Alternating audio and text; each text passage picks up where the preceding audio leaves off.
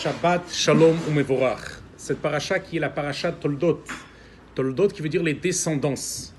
Et les Toldot Yitzhak ben Avraham. Avraham, il a eu Yitzhak, mais que lui, à son tour, a eu des descendants. C'est la paracha de cette semaine.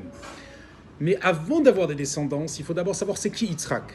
Yitzhak, à l'âge de 8 jours, il avait fait la circoncision. À ce moment-là, le Midrash raconte qu'il y avait à la table du festin d'Avraham un homme roi qui s'appelait Og, en se moquant, en disant « Moi, ce Yitzhak-là, en pensant dans la tête, je peux l'écraser avec un doigt. » C'est un roi et en même temps un géant. Dieu a dit « Ah, toi, tu penses comme ça? Moi, je vais faire que ces descendants de Yitzhak vont écraser tes descendants. » Ça s'est passé avec Moshe quand il a ramené le Bnei Israël en Israël. Ils sont passés devant la trajectoire de Bashan qui était en dessous de cette possession de ce roi. Et les Bnei Israël, ils ont éradiqué, ils ont anéanti cette nation de Og Melech HaBashan. C'est quoi l'enseignement? Les Bnei Israël ont une force extraordinaire. La Brit Mila qui signifie un lien, une alliance, 8 jours, c'est-à-dire même pas à le moment où on demande question à l'enfant, est-ce qu'il doit se connecter, mais on le connecte directement. Un juif, sa connexion avec Akadosh Baruch Hu, elle est au-delà de la logique. On ne demande pas oui ou non. Il est connecté de manière naturellement. Mais cette force-là, elle a un avantage particulier et un avantage supplément. C'est quoi?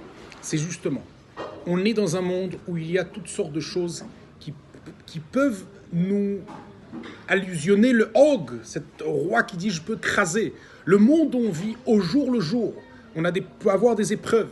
Il y en a que c'est des épreuves de religion, il y en a c'est des épreuves de parnassa, problème de shalom bayit. Et ça nous menace en disant « mais ça va nous écraser, ça va nous rendre rien du tout dans notre service de Dieu et notre connexion avec Akadosh Baruch Hu et surtout notre joie de vivre et notre être de la manière la plus parfaite. » Viens, Hachem, il dit « t'inquiète pas des grands, t'inquiète pas des géants, t'inquiète pas du grand monde, t'inquiète pas des grandes épreuves, t'inquiète pas de toutes les choses qui menacent à te faire du mal. » Toi, quand tu es connecté à Hachem au-delà de la logique, tu décides de faire la tefila le matin, mettre les téfilines le matin.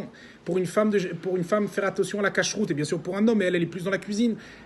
Quoi qu'il, au-delà de la logique, rien peut venir nous anéantir. Et au contraire, Yitzhak, il a une descendance qui s'appelle Yaakov.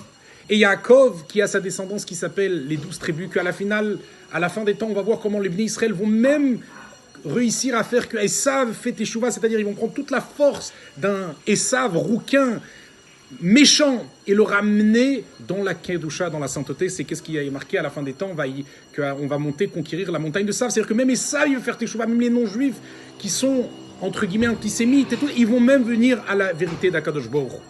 Et ça, c'est l'enseignement pour nous dans la paracha de cette semaine. Ce shiur, il est les Louis Nishmat, Brigitte Gomarabat, Dolemeraim, Chaya, Sichel, et que Dieu fasse que ces Dvar Torah dans cette paracha particulière de Toldot nous donne la force de faire des Toldot, des descendances à l'image d'Yitzhak, qu'il a reçu une éducation, un héritage de son père, Avraham, et que nous aussi, grâce à toute notre éducation de Torah et Mitzvot, on puisse impacter nos enfants matériels, biologiques, nos enfants spirituels, tous les gens autour de nous, et ramener cette rédemption complète, Geoula Amitit Vashlema. Shabbat Shalom Umevorach.